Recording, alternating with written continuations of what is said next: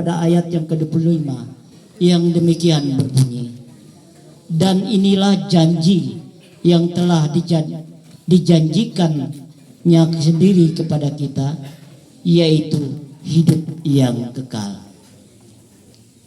Dalam kata-kata hidup yang kekal berarti kehidupan kita di dunia ini harus berlandaskan dengan beberapa hal yang mengarah ke positif. Yang pertama yaitu tentang kebaikan, dan yang kedua adalah iman pengharapan kita kepada Tuhan. Dan di sini juga mengatakan bagaimana di zaman sekarang ini telah banyak muncul orang-orang yang anti akan Kristus. Dan ini sangat menjadi tantangan bagi kita selaku umat Tuhan. Kenapa? Karena ketika kita menjalani kehidupan kita, kita harus patut bersyukur bahwa kasih Tuhan itu selalu ada dalam hidup kita. Dan terlebih kehidupan kita sehari-hari, Tuhanlah yang selalu menyertai dan memberkati. Bahkan napas hidup kita Tuhan yang memiliki. Nah, dalam kesempatan ini saya sedikit bersaksi atas kehidupan saya. Dan saya mohon kita sama-sama bisa menyimak kesaksiannya sampaikan sehingga bisa menjadi penguatan bagi kita semua. Baik yang mengalami kesakitan maupun yang mengalami kesusahan dalam hidup. Bahwa begitu besar kasih Tuhan dalam hidup kita. Dan Tuhan tidak akan pernah meninggalkan kita. Karena kita adalah buah karya yang terbaik yang telah diciptakan oleh Tuhan. Saya mengalami sakit kurang lebih 1 tahun. Dan saya tidak pernah bisa melayani jemaat walaupun saya sangat rindu untuk melayani jemaat.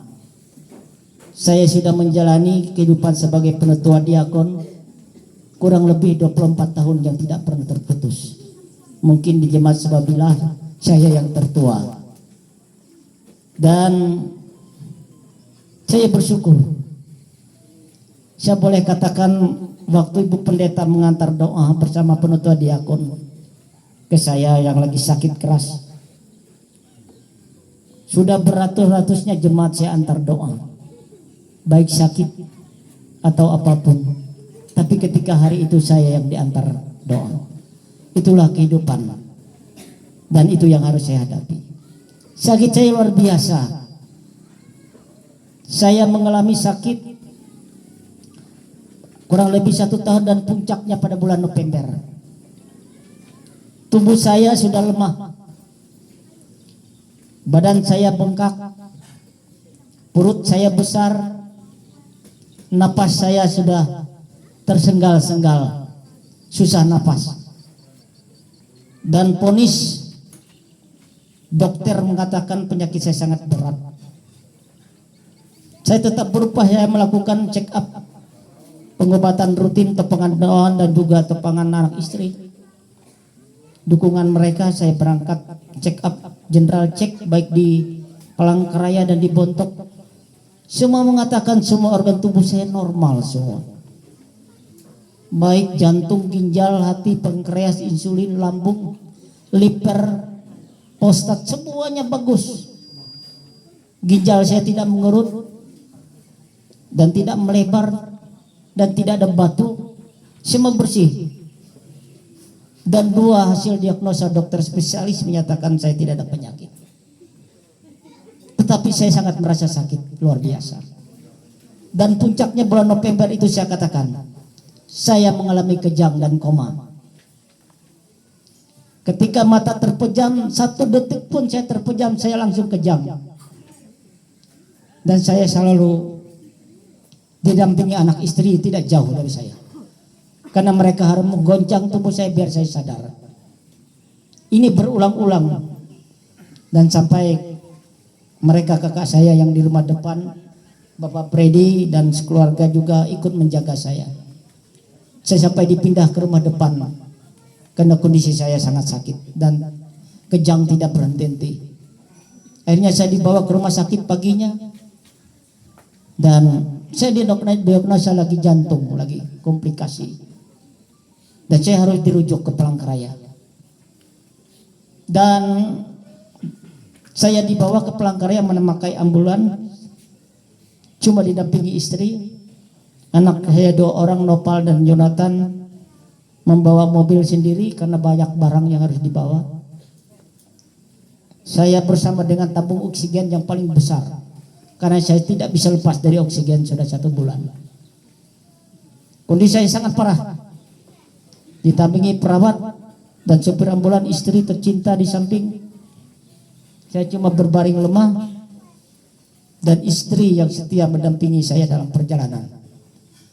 Karena malah perawat yang mabuknya luar biasa tidak bisa mendampingi, mengurus saya. Jadi istri yang berbalik mengurus saya.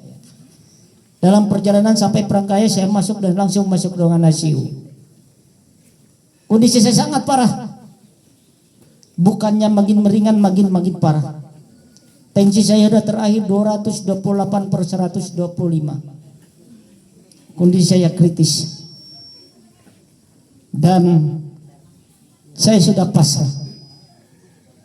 Saya sudah berserah kepada Tuhan. Apabila Tuhan memang mengingini saya saat itu. Cuma saya yakin anak istri bisa mengurus saya nanti kalau terjadi sesuatu dan lain hal. Istri saya, anak-anak saya tabah.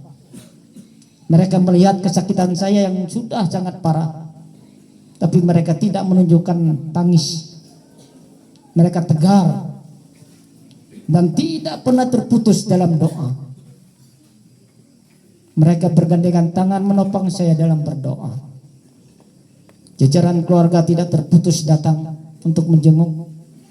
Doa dari para majelis yang ada di Palangkaraya, pendeta berganti bergilir, baik kita dari GKE, baik dari Betel Pentakosta, dari sidang jemaat Allah mengalir mengantarkan doa ke saya. Semuanya saya terima, memberi penguatan kepada saya. Dan ketika saya di puncak sakit yang luar biasa dan makan sudah tidak ada, tidur tidak ada siang malam. Jadi di ambang kritis saya yang luar biasa. Dalam hati saya berseru di ruang ICU dengan badan yang penuh dengan alat-alat medis. Dan monitor selalu berbunyi menandakan kondisi yang memang sudah mengkhawatirkan. Saya cuma memanggil dalam hati, Tuhan Yesus, apabila saya diperkenankan hidup kembali. Yang kedua, izinkan saya untuk melayani-Mu. Dan berilah kesempatan saya, dan ampunlah segala dosa saya kepadamu dan kepada anak, istri, dan keluarga, dan siapapun. Ketika setelah selesai saya berdoa dalam hati, saya sudah tidak makan 1 hari lebih. Kalau makan itu sedikit karena perut itu sudah sakit oleh bengkak. Dan tiba-tiba sore itu saya ingin makan. Saya suruh anak saya beli nasi. Keluar nasi bungkus, saya tidak mau, tidak senang makan yang dimasak di rumah sakit itu, memang tidak pernah saya makan selama saya sakit. Setelah anak saya datang, 1 bungkus nasi yang banyak itu habis saya makan. Ada kekuatan baru. Saya pikir Tuhan Yesus menjawab doa saya, harapan saya. Dan malam itu juga tensi saya turun beransur-ansur. Dan besok paginya saya ini memang lama tidak bisa, baik buang air kecil itu sudah susah. Besok saya panggil perawat, tolong lepas alat di badan saya semua. Kenapa Pak? Dikira mereka saya sudah putus asa. Saya mau ke kamar kecil, ke toilet, saya bilang. Jangan Pak, di sini saja. Kondisi Bapak tidak memungkinkan. Takut jatuh, takut apa-apa terjadi. Tidak, saya bilang. Saya harus ke toilet sendiri. Saya yakin itu. Akhirnya karena saya paksa, walaupun anak istri juga meminta saya jangan, tapi dilepas. Nah itu saya jalan ke toilet yang lumayan jauh. dari ruangan ICU. Perawat sama dokter cuma melihat saya terkagum, kaget. Orang yang sempat kritis kok bisa berjalan besok. Dan besoknya lagi saya bisa dipindahkan ke ruangan dan penanganan. Rupanya kuasa Tuhan lebih besar dalam hidup dan kehidupan saya. Saya katakan, obat dan dokter adalah cuma jalan dan perantara saja. Kalau Tuhan katakan itu tidak sembuh, tidak akan terjadi. Dan ketika Tuhan nyatakan sembuh, apapun bentuk yang kita makan dan minum akan sembuh. Puji Tuhan. Tuhan jawab itu, dan nasar saya, kalau Tuhan berkenan saya akan Natal di Sababila. Tuhan jawab kembali doa saya. Saya memang kritis di Palangkaraya beberapa hari, dan ketika Natal seksi pelayanan perempuan saya menyampaikan sambutan atas nama MPH luar biasa. Saya beri kekuatan baru, dan Pak Ampu sempat kaget bilangnya tidak percaya bahwa yang duduk di depan itu saya berdiri. Dia sampai mencubit tangannya soal mimpi, bilangnya. Inilah kuasa Tuhan. Tidak ada yang mustahil bagi Tuhan. Maka kehidupan ini saya jalani. Dan peristiwa seperti ini saya menyampaikan kepada Bapak Ibu sidang jemaat sekalian. Janganlah berputus asa ketika mengalami kesakitan atau permasalahan hidup yang sesusah apapun. Karena ibarat lagu, dia hanya sejauh doa. Ketika kita berdoa dengan tulus, Tuhan akan mendengar dan menjawab itu. Dan terlebih-lebih ketika kita mengalami kesakitan dan permasalahan hidup, janganlah memunculkan permasalahan baru dalam peristiwa kesakitan kita itu. Apa? Kita sering mengalami apabila dalam keluarga kita sering dimarah atau apapun bentuknya, suasana dalam rumah tangga itu tidak tenang ketika menghadapi permasalahan baik kesakitan ataupun kesusahan.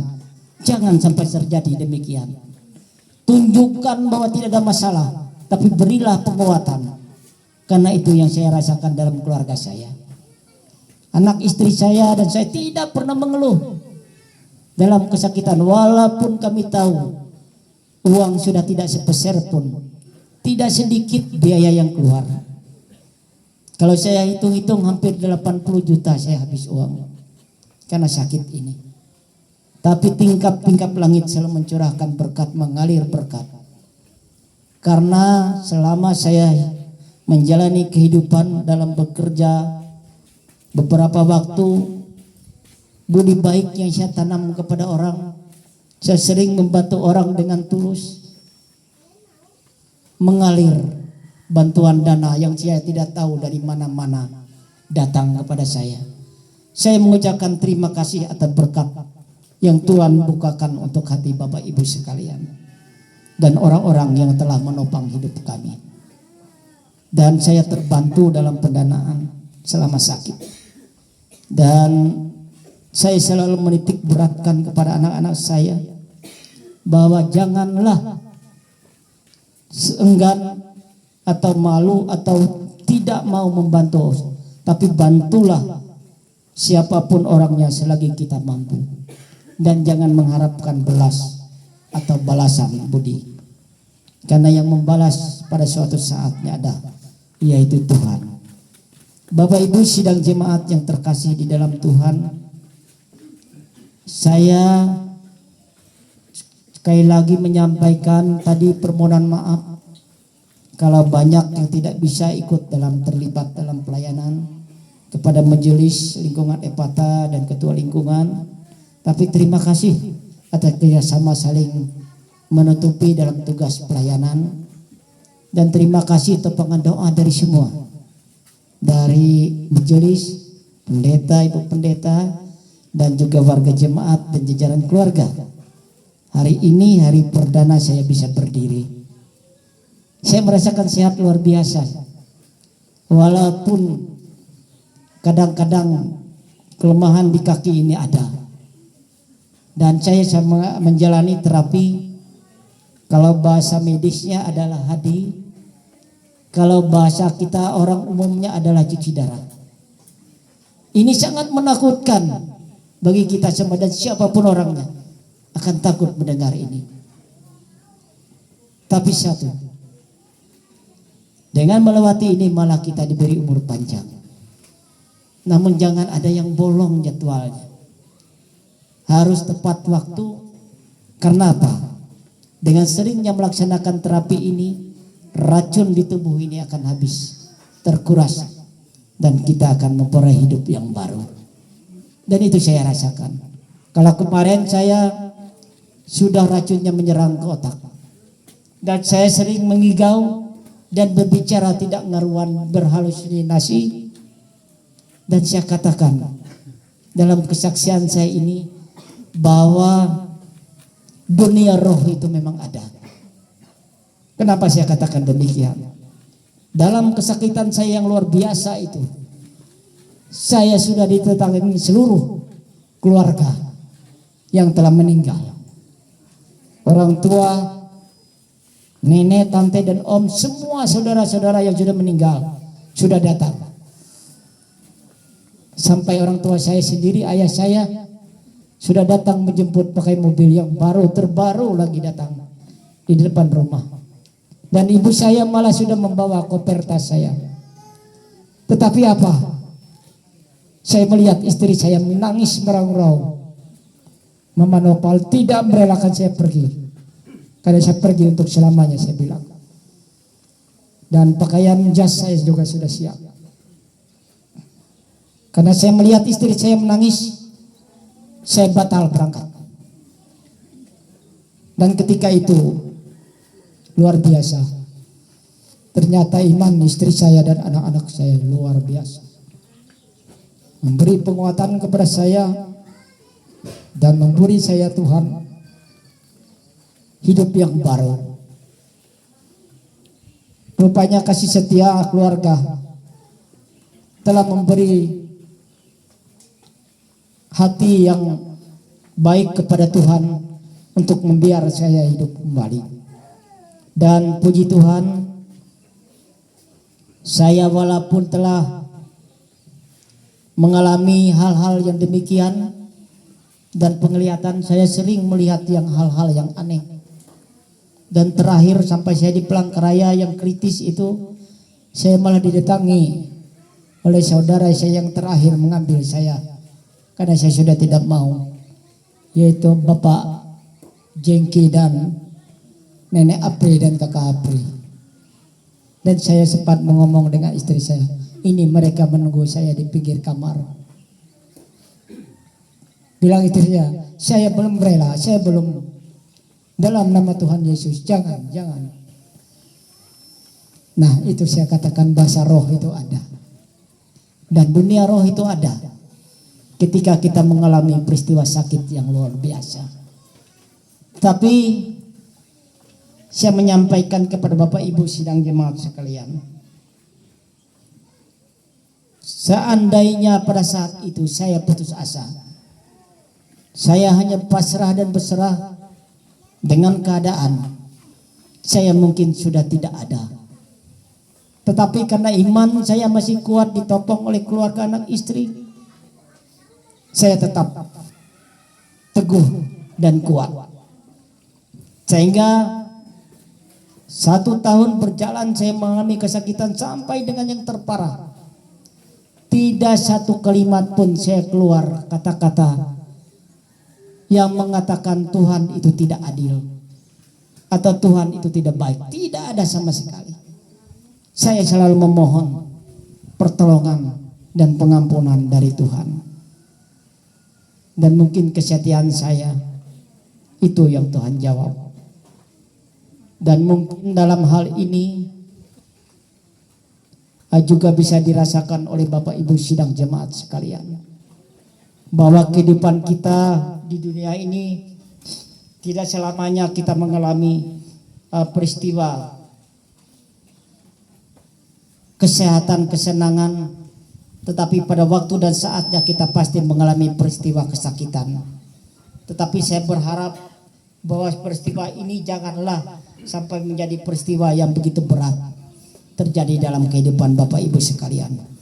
Dan sekarang ini saya menjalani terapi untuk hari ini 2 kali dalam seminggu, yaitu Rabu dan Sabtu. Dan saya hitung sudah 36 kali saya. Dan kemarin saya terbatas untuk aktivitas, dan baru 1 bulan ini saya dilepas dari alat di leher saya, dan sekarang saya sudah di tangan, dan ini bekasnya masih ada 2 bekas jarum besar. Ini setiap hari Sabtu dan Sabtu ini selalu membekas. Kalau jarumnya itu sebesar jarum korek api, persis. Istri sering tidak enak bertanya ketika saya dipasang alat tersebut yang konek ke mesin, sakit ya. Saya bilang jelas sakit. Kita kena duri aja sakit, apalagi jarum sebesar itu dan panjang seperti ini.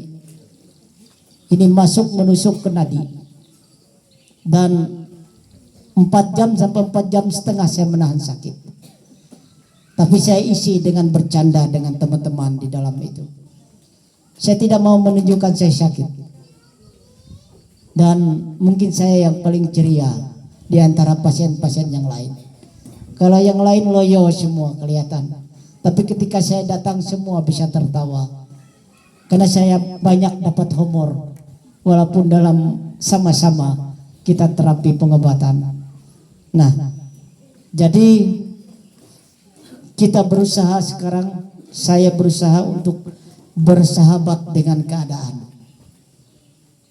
Kehidupan saya yang dulu ibarat lagu telah kutinggalkan.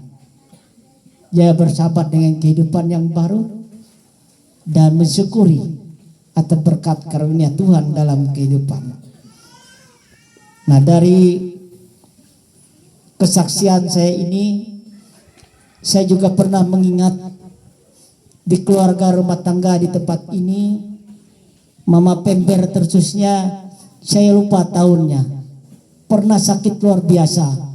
Saya yang mengantar ke rumah sakit. Saya mengantar ke rumah sakit Bontok, dan kondisinya memang parah. Sampai saya memijit punggungnya, mengurut punggung Mama Pember. Saya tidak segan, karena saya anggap dia saudara saya. Dan dia sudah tidak malu lagi membuka baju. Saya urut. Karena saya kayaknya, cuma ketika saya pulang saya berdoa dalam hati, Tuhan akan menyembuhkan Mama Pember. Puji Tuhan, ternyata dia ada dipulihkan. Dan kemarin dia juga mau dibawa ke Palangkaraya. Saya masih bisa pelayanan doa di sini. Waktu tahun kemarin kalau tidak salah, saya memberi doa untuk penguatan juga. Dan saya bersyukur juga Mama Pember telah dipulihkan dan disehatkan. Dan satu juga saudara saya di sebuah belah ini, Mama Fitria, yang sama persis dengan saya. Mama Pria yang sama dengan saya juga selalu memberi penguatan agar sama. Dan satu saudara saya telah Tuhan panggil, yaitu Bapak yang dari Perumnas, Pak David.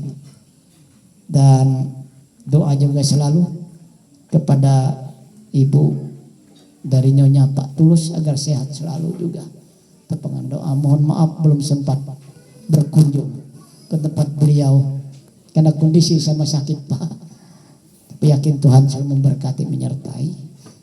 Baik Bapak Ibu sidang jemaat yang terkasih di dalam Tuhan, kesaksian singkat yang saya sampaikan ini merupakan penguatan kepada Bapak Ibu sekalian, keluarga rumah tangga di tempat ini.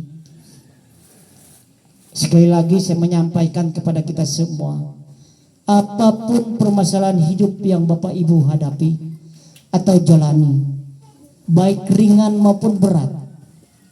Janganlah berputus asa, janganlah habis dengan berkeluh kesah, tetapi serahkanlah semua permasalahan itu kepada Tuhan dan kuatkan iman Bapak Ibu sekalian, dan jangan terputus di dalam berdoa, karena hanya melewati doalah kita menyampaikan kata-kata hati kita kepada Tuhan.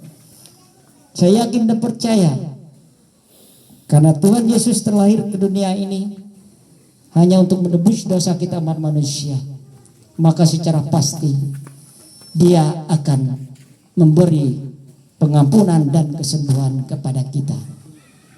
Kiranya Tuhan selalu memberkati kita semua, dan amin untuk firman Tuhan dan kesaksian saya pada sore hari ini. Tuhan memberkati. Baik, Bapak Ibu